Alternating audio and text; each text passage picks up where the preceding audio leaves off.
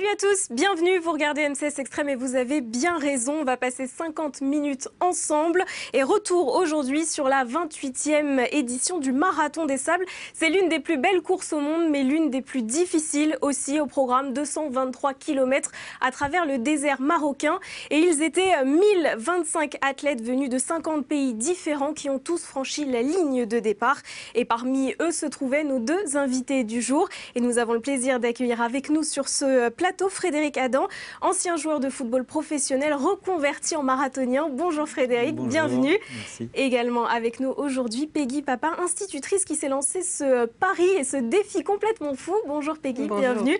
Merci. Et pour m'accompagner également aujourd'hui, Clément Meunier qui lui était sur place, a tout vécu de l'intérieur, rien que pour vous. Tu les as suivis ou en voiture, à pied? Je les suis plutôt en voiture parce qu'à pied, c'était pas facile. Allez, on enchaîne tout de suite avec le sommaire. Cette semaine, retour sur le Marathon des Sables avec deux participants de cette édition 2013. L'actu, c'est aussi la victoire de Dani Torres au X-Fighters Dubaï. Mais zoom aussi sur la deuxième étape du FIS Experience. Et comme chaque mois, retrouvez en fin d'émission notre top 5 et des vidéos du moment. Voilà donc pour le menu du jour et notre programme démarre tout de suite avec l'interview de la semaine.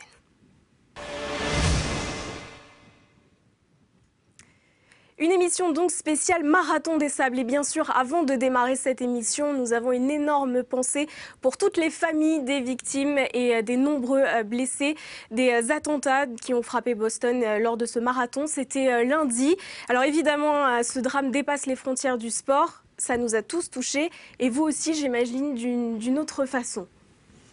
Moi oui, parce que je suis un marathonien, donc j'avais l'intention dans un futur proche d'aller faire celui de Boston, et évidemment que ça nous touche et que c'est navrant, c'est vraiment navrant.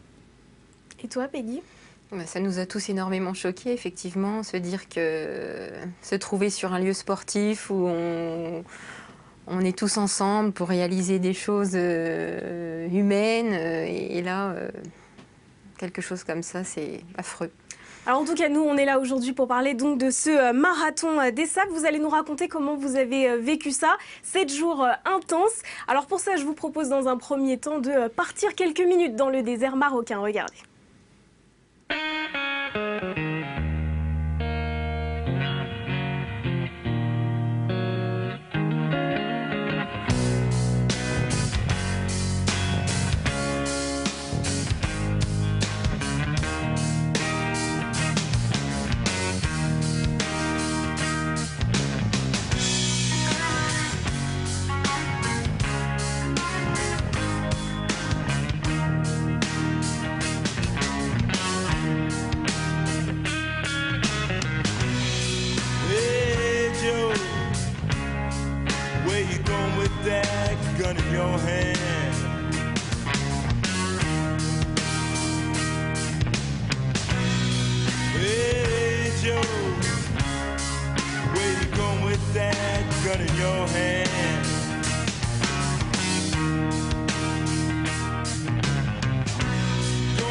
Shoot my old lady.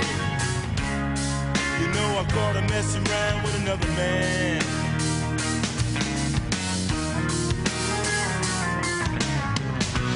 Going out to shoot my old lady. You know I caught her messing around with another man. That ain't too cool. Hey Joe, heard you shot your woman down.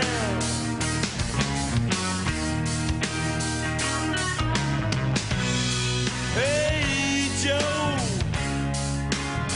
heard you shot your lady down.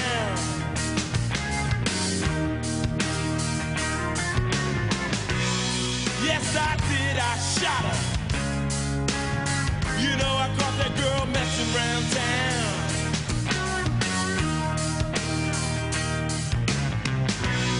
Yes, I did, I shot her. You know I caught that girl messing around town. I took out my... Et nous voilà donc plongés dans le désert marocain pour ce Marathon des Sables. Alors c'était un aperçu, un marathon qui a duré 7 jours, 223 km. Alors vous êtes des habitués des marathons, mais là c'était un défi complètement extrême. Ah oui, extrême, c'est le cas de le dire, parce que déjà, ne serait-ce que par la surface, moi qui ai l'habitude de courir sur du plat, sur du goudron, là je m'attaquais à du sable, du caillou, enfin des choses complètement différentes. Ensuite avec les dénivelés, donc totalement différent de ce que j'ai pu connaître. Et je crois que j'ai attaqué par le plus dur, ou l'un des plus durs à mon avis. J'ai souffert, j'ai vu des choses que jamais peut-être je ne reverrai. Enfin, j'ai eu tout ce que j'étais allé chercher là-bas, je l'ai eu. Alors Peggy, tu disais, en voyant ces images, ça me refait mal aux jambes. C'est beaucoup d'émotions en regardant les images de nouveau, oui. C'est vrai que c'est extrême et pas seulement par rapport à la difficulté du terrain, mais tout ce qui est autour, le sac à dos très lourd, j'en ai parlé Alors, souvent. on va y revenir justement, ce marathon a plusieurs C'est juste particuliers. incroyable, oui. En fait, c'est un marathon par jour quasiment pendant une semaine. Donc ça, c'est déjà fou quand on se dit ça. Et après, c'est surtout en autosuffisance alimentaire. C'est-à-dire que vous devez partir avec votre nourriture sur le dos. Donc au début, c'est des sacs qui pèsent à peu près entre 7 et 13 kilos. Et avec vos vêtements aussi dedans. Donc c'est incroyable ça. Voilà, c'est pas simplement autosuffisance alimentaire, c'est vestimentaire, c'est tout. On porte notre maison, notre vie pendant une semaine. Et c'est vrai qu'il y a toute une préparation très très longue avant où on pèse chaque objet, chaque gramme compte. C'est 6 kg 300 je crois. C'est-à-dire que chaque gramme est bien pensé là pour le coup. 6 kg 300, c'était pour Christophe Le Sceau, quasiment le premier français. Et à vous, c'était à peu près combien votre sac par exemple, Frédéric ou Peggy? Moi j'étais à 10 kilos sans l'eau. Donc, ouais, mais c'est par rapport à, je sais pas, la moitié des autres concurrents. Je pense que voilà, j'étais dans la moyenne. Après, les cadors, ils étaient plus près des 6 kilos, 7 kilos. Et il y en a d'autres qui étaient à 15. Moi, j'ai écouté un qui faisait 17 kilos. Enfin, moi, je me demandais comment il faisait. Mais effectivement, on a tout reconditionné, notre nourriture, dans des sacs de congélation. C'était lyophilisé, c'est ça? On reconditionne tout, on coupe le manche de la brosse à dents pour gagner des grammes. Enfin, après, ça devient psychologique aussi parce que c'est pas ça qui changera. C'est vrai que tous les kilos sont pensés, mais après, par rapport au lyophilisé, c'est vrai qu'il y en a qu'on a entendu dire sur le bivouac, auquel les lyophilisés c'est bien, mais en même temps, on a envie de se faire plaisir par une nourriture un petit peu plaisir. Donc il y en a, ils ont des soupes chinoises, même des couscous pour les Marocains comme Mohamed Ansal. C'est lyophilisé aussi. Ouais, c'est lyophilisé. C'est du couscous, c'est des soupes chinoises, mais c'est lyophilisé quand même. Plaisir, ouais. Non, mais en tout cas, il y a la notion de plaisir, il faut la garder quand même. Ouais, mais je peux vous dire qu'à la fin, on a envie de carottes, de salades, de choses fraîches parce que... Ou de flamme quiche. Flamme quiche. J'en ai rêvé toute la semaine. Une bonne choucroute, quoi. Ouais. Et ça veut dire que c'est une course tactique aussi. Ça veut dire qu'il faut savoir gérer son alimentation pendant ces 7 jours. Oui, il faut tout gérer depuis le départ. Le poids de son sac, l'effort. Moi, personnellement, je suis partie un petit peu vite dès la première étape parce que c'est une épreuve qu'on pense depuis tellement longtemps. On l'a tellement en tête depuis des mois. Et au moment où on a la première étape, le coup de pistolet, ou je ne sais plus quel était le signal de départ, on se jette dedans et je suis partie beaucoup trop vite. Du coup, après, ça a été un petit peu plus compliqué. Surtout, ce qui était compliqué, c'était la première étape, déjà 38 km. Ça casse d'entrée. Et la deuxième, 30 km, et tout en dénivelé. La deuxième kilomètre, c'était comme un UTMB, comme dans les montagnes, je crois. Avec le poids du sac, c'est après, au fil des jours, le sac est moins lourd. Mais les premiers jours, je crois que beaucoup ont souffert, notamment, surtout toi, Frédéric, je me rappelle, le premier jour. Ouais, la première étape. D'ailleurs, je dois passer un message. Merci Patrick, parce que pour mon premier marathon des sables, apparemment, il a fait un parcours des plus corsés. Donc, merci Patrick. Mais effectivement, je me suis bien fait mal la première étape. Et le dimanche soir, je me suis posé beaucoup de questions. Et bizarrement, le lundi, mardi et la longue, je les ai passés pas à l'aise, parce que ça ne se passe pas à l'aise, une étape du marathon des sables, mais vachement plus facilement que la première. Alors Patrick qui est l'organisateur, Patrick Bauer. Alors c'était une course aussi extrême, Clément, parce que c'est vrai que sous la chaleur, on était en plein dans le désert, ça se passait dans le sud marocain. Ça, la difficulté était supplémentaire, des températures entre 45 et 50 degrés tout de même. Surtout avec l'hiver qu'on a eu, les conditions d'entraînement dans lesquelles donc on s'est entraîné, c'est vrai que ça a été aussi une adaptation du corps. Et je pense que moi je l'ai payé sur la première étape, c'est passer de 5-6 degrés en France à 40, avec très peu d'air, un taux d'humidité proche des 10 ou 14%, il me semble. Pas évident. Et puis ça a été toute la semaine. Puis il y a le sel aussi qu'on vous apprend à absorber pour conserver l'eau, c'est ça? Ouais. Et toi, tu as pris pas mal de sel, par exemple. Oui, je le paye aujourd'hui, puisque j'ai des chevilles et des mollets gorgés d'eau. Donc c'est vrai qu'on a des pastilles de sel. En fait, on avait 2 pastilles par litre et demi d'eau. Et jusqu'à 5 heures de course, et au-delà de 5 heures, c'était 4 pastilles. Et comme moi j'étais un peu short en eau, je mangeais des pastilles pour me redonner du boost, et j'en ai mangé un petit peu plus que ce qu'ils avaient prévu. Et bon, je le paye un petit peu aujourd'hui, je crois. C'était un effort complètement différent que quand tu étais footballeur, on ne disait pas de prendre du sel par exemple. Ah non, non, Ouais, c'est ça. non, du tout. Non. C'est vrai que le foot est un sport endurant malgré tout, mais c'est beaucoup plus fractionné. On ne fait jamais plus de 30-40 mètres en sprint. Après, il y a des moments de repos. Donc là, c'est un 76 km pour la plus longue. Donc, Mais par exemple, par rapport au foot, un match de foot, c'est 90 minutes. Finalement, tu dois trouver que c'est assez simple maintenant finalement de faire 90 minutes par rapport à ce que tu as vécu. Là, c'est 3, 4, 5, 6 heures dans le désert.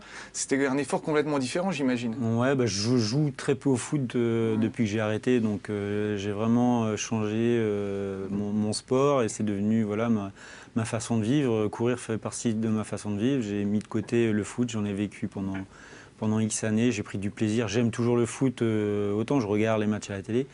Mais maintenant, je suis coureur à pied, et je ne peux pas dire si aujourd'hui, sur le terrain, ça irait mieux. Même chez les vétérans, je ne sais pas, mais j'imagine. Mais non, aujourd'hui, courir, c'est pour moi mon activité première. Alors le Marathon des Sables, c'est aussi une aventure humaine, puisque vous vous retrouviez tous les soirs dans ce bivouac. On va regarder ces images. Alors le bivouac, vous étiez tous les soirs regroupés par nationalité, c'est ça? C'est ça, en fait, c'est par nationalité. Il y a 50 nationalités sur ce Marathon des Sables. C'est juste incroyable, 50 nationalités. Et d'ailleurs, c'est comme ça un mélange des cultures, un mélange voilà, de toutes les personnes ensemble. Et ça, c'est vraiment sympa sur le bivouac, en tout cas. Mais même si les Français sont tous ensemble, les Espagnols sont ensemble, il y a quand même une petite... on retrouve sur les tentes les différents emplacements par nationalité. Ouais, il y a des mélanges qui se font. Et puis, la réflexion que moi, je me suis faite aujourd'hui, quelle épreuve sur une semaine, hein. Alors évidemment, sur un marathon, il y a plein de nationalités qui se mélangent, qui se côtoient. Mais sur une semaine, dans quelle épreuve on peut rencontrer autant de nationalités, autant de gens, mis à part les JO? J'ai beau chercher, certainement il y en a d'autres, mais le Marathon des Sables fait partie de ces épreuves-là où on peut justement rencontrer 50 nationalités différentes, des personnes différentes. Moi, ce qui m'a halluciné sur ce Marathon des Sables, c'est de voir des petits, des grands, des un peu plus enrobés, des maigres, voilà, et des personnes commencer et finir. Et je trouve ça, moi, c'est magique, quoi. C'est vraiment magique. Peggy, vous avez discuté, vous, par exemple, avec des Taïwanais, des Chinois. On a vu, hein, il y a un Japonais qui était aussi en vache. Alors lui, il a fait le marathon habillé, déguisé en vache avec 50 degrés. Oui, on n'a pas trop compris l'utilité. C'était un peu bizarre. Ça devait être plutôt pour le fun. Je crois qu'il n'y avait pas une cause humanitaire ou quelque chose derrière ce symbole de vache, mais il a dû souffrir énormément de la chaleur, oui. Et puis les Anglais, peut-être 300 Anglais sur ce Marathon des Sables. Combien de Français 500 Français à peu près. Oui, essentiellement des Français, oui. Mais après, on essaye de communiquer comme on peut aussi. Le soir sur le bivouac, pas spécialement, parce qu'on a plutôt le souci de prendre soin de nous, soigner nos pieds, s'hydrater, essayer de se laver un petit peu comme on peut. Les discussions, pour ma part en tout cas, se faisaient plutôt sur la course. On était partis chaque matin pour 7-8 heures minimum, voire 17-20 heures sur la longue étape. Et quand on doublait des gens ou qu'on se faisait doubler, on se faisait une petite tape dans le dos avec un petit mot d'encouragement. Alors des fois, on comprenait forcément rien, mais il y avait toujours, c'est vrai, cette communication malgré la barrière de la langue. En tout cas, Peggy, tu parles de la longue étape, 75 km. Alors, je t'ai retrouvé à 10 km de l'arrivée dans un état. On te parlait, tu savais plus où tu étais, quoi. C'était un peu bizarre. Ouais. Oui, c'était très très particulier. Je savais très bien où j'étais, je savais qu'il me restait 10 km. Et ils ont été très très longs à parcourir. Et oui, ça a été difficile. C'est ça, Virginie. Ouais. Ouais. Au bout de trois étapes de 30 km, une étape de 75 km, là, c'est vraiment... c'est très difficile pour l'organisme à ce moment-là. Et c'est une nuit dans le désert, quasiment. Alors, juste pour en revenir justement au bivouac, vous étiez tous ensemble le soir. Alors, on en a parlé tout à l'heure, le marathon se passait dans le sud marocain, près du Sahel même. Est-ce que vous vous êtes sentis en sécurité? On en a beaucoup parlé du Sahel ces derniers temps. Écoutez, on est dans notre bulle, je crois qu'on ne se pose même pas la question. À la rigueur, peut-être avant de partir, je me la suis posée. Mais sur place, non, à aucun moment on s'est senti en insécurité. Et je vous avoue franchement, moi je ne me suis pas posé la question. J'ai vécu ça voilà, relâché, en essayant d'être relâché, parce que c'est difficile aussi d'être relâché du début à la fin. Mais non, je n'ai pas été du tout inquiet par rapport à ça. Moi, c'est pareil, plutôt des inquiétudes un petit peu avant le départ, où on en parlait un petit peu en famille, avec mon mari, mes enfants, l'entourage, où on angoissait un petit peu. Et une fois sur place, on ne pense plus du tout à tout ça. On pense vraiment à la course et à nos pieds. C'était une inquiétude avant. Avant, oui. Sur place, pas du tout. Il faut savoir aussi que Patrick Bauer organise l'événement depuis 28 ans maintenant.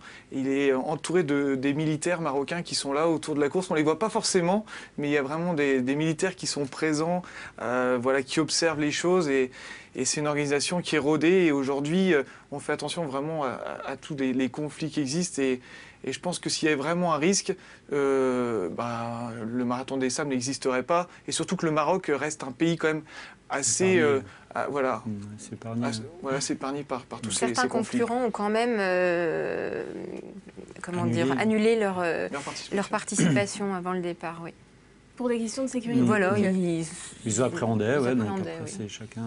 Mais c'est ça la beauté du marathon des sables, c'est que là-bas, on s'évade totalement, on pense à rien d'autre qu'à notre course, à ce qu'on va manger en arrivant à notre récupération, à ce qu'on va manger, à aller trouver des petites brindilles de bois pour faire un feu pour la tente, à récupérer, à installer, enlever les cailloux sous le tapis, enfin voilà, des petites choses comme ça. Complètement, du coup, coupé du monde, plus de téléphone, plus d'électricité. Et on retrouve des choses hyper simples.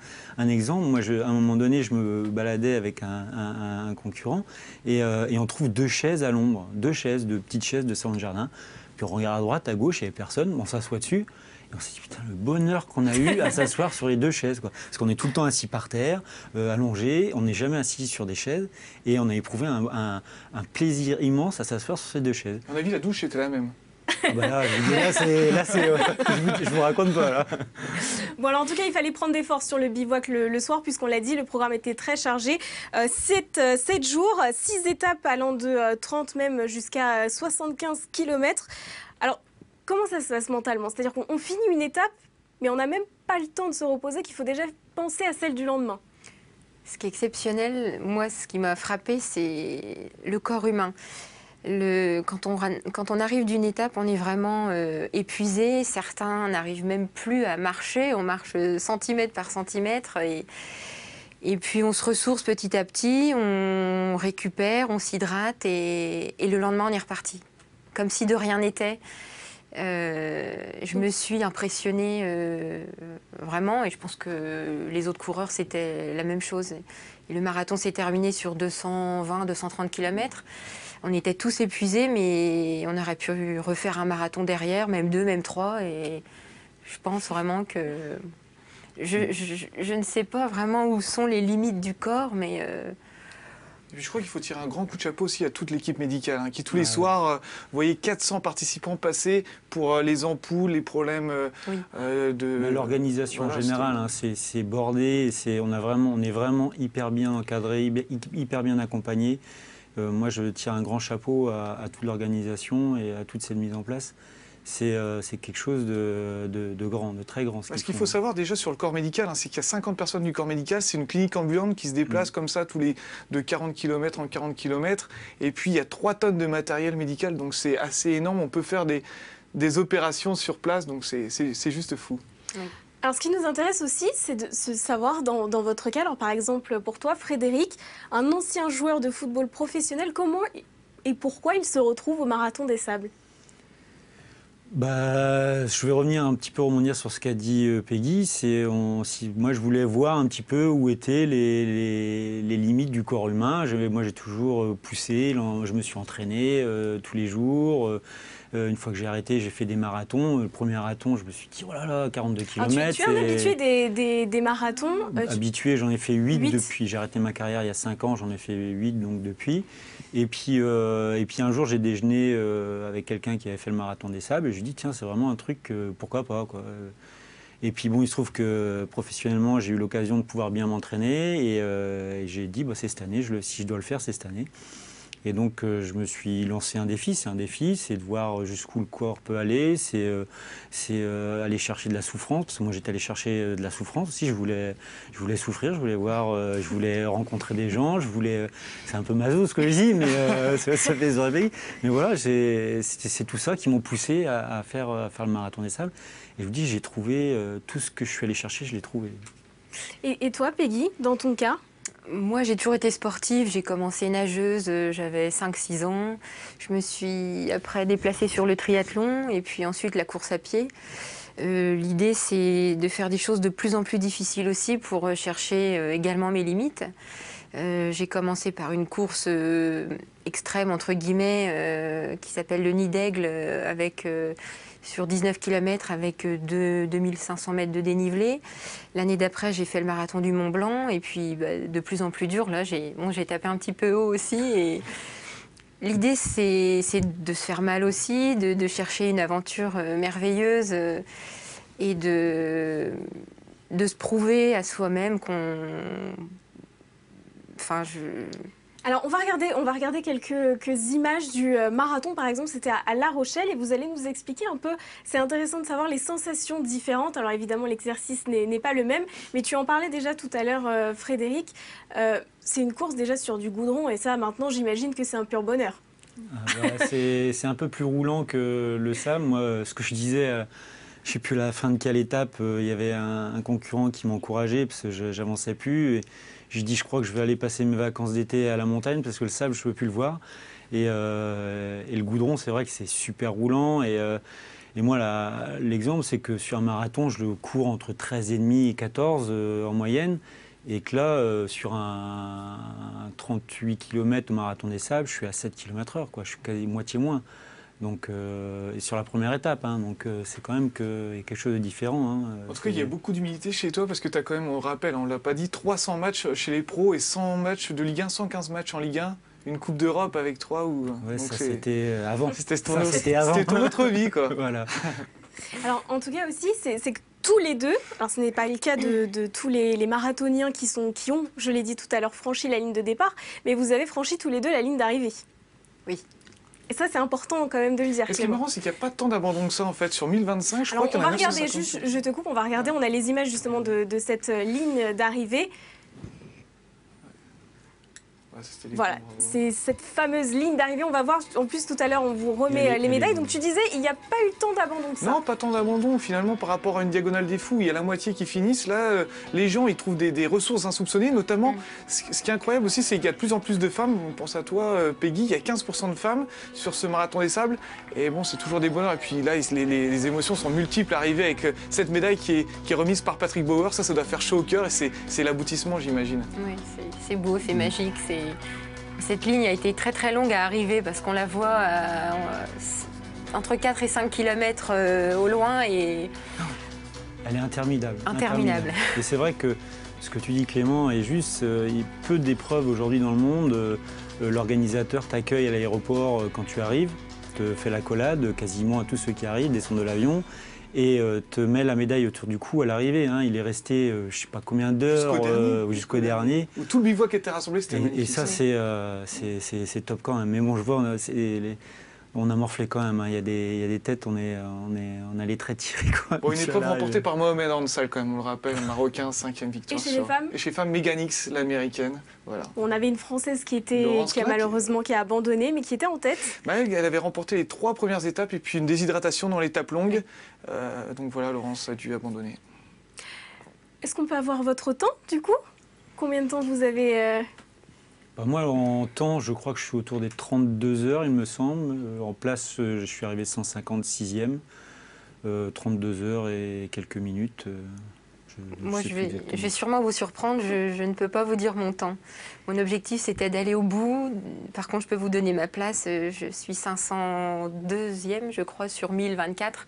Je voulais faire partie de la première moitié. Et je voulais surtout aussi recourir dès mon retour, et c'est ce que j'ai fait hier. Donc, alors, juste un petit mot pour terminer cette première partie. Il y avait une étape qui n'était pas chronométrée à la fin, et c'était une petite nouveauté cette année, Clément. Cette nouveauté, c'était l'étape UNICEF. En fait, tous les fonds étaient reversés à l'UNICEF, donc tout le monde a couru avec un t-shirt bleu. Donc voilà, et puis c'est sympa de finir le vendredi soir. Il y a eu la fête, il y a eu le podium le vendredi soir, et le lendemain, c'est tous les fonds reversés à l'UNICEF. C'était la bonne cause, 7,7 km, et c'était un petit peu la parade. Ouais, c'est vrai que le fait de finir vendredi, d'assister au concert, déjà un concert dans le désert, je pense que c'est pas un truc commun. On fait une course hors norme déjà, puis on voit un truc vraiment pas commun, c'est un concert de rock super sympa dans le désert. Et cette marche le lendemain, parce que c'était une marche tous ensemble avec cette grande ligne bleue, c'était très très sympa. Et il y a beaucoup de discussions qui se sont faites justement sur cette dernière étape et beaucoup de rencontres. Ouais, puis voilà, toutes les causes qui étaient là, on a vu la Joëlette avec les enfants, voilà. Enfin, vraiment beaucoup de choses et c'était très sympa. Très bien, vous restez avec nous, on va marquer une courte pause et on se retrouve dans un instant. Céline va nous rejoindre pour débriefer ensemble toute l'actu de la semaine. À tout de suite.